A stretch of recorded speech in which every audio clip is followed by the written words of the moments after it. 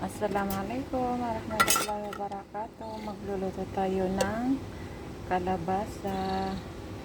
Ayan, maglagay tayo dito ng butter. And then, isunod natin ang ating sibuyas at bell pepper. Ayan. Haluin natin ng mabuti. Mabango siya, guys. Kasi butter ang ginamit ko. Haluin natin ng mabuti. Ayan guys, yung mga seasoning ng ating gagamitin. Ayan, tawag nila dyan buharsab, 7 seasoning na kulay yellow, white seasoning na kulay puti. Puti ba yan?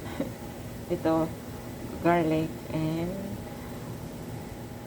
black pepper and curry and paprika, then lemon na dinurog, and Maggi or chicken cubes na dinurog.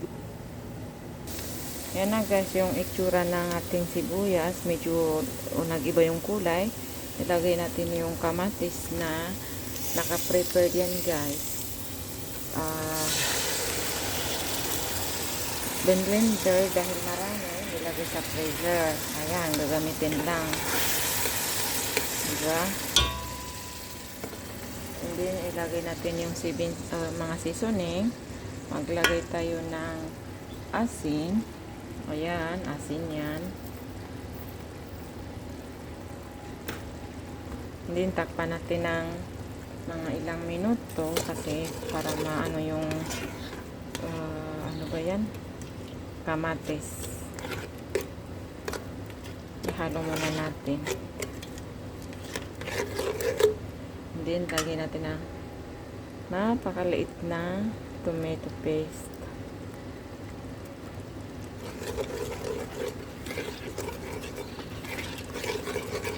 Para mas masarap siya at mas malasa.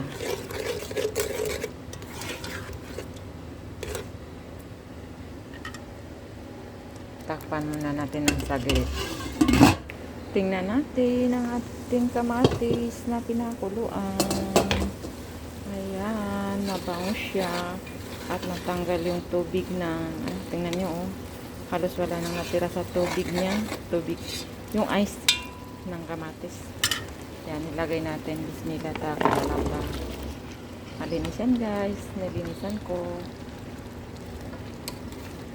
Yan, maglagay tayo ng tubig na mainit para maluto.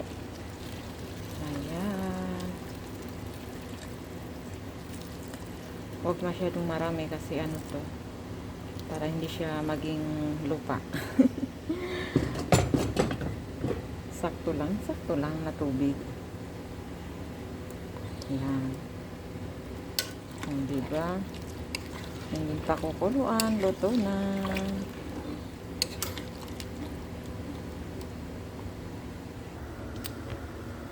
Hello guys, tingnan natin. Ayan, kumulo. Ang Arabic po ng kalabasa ay bakbak sa local Arabic.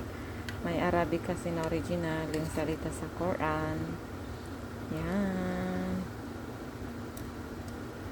Hanggang dyan na lang po. Thank you for watching. God bless all. Pa-like and follow, subscribe. Bye.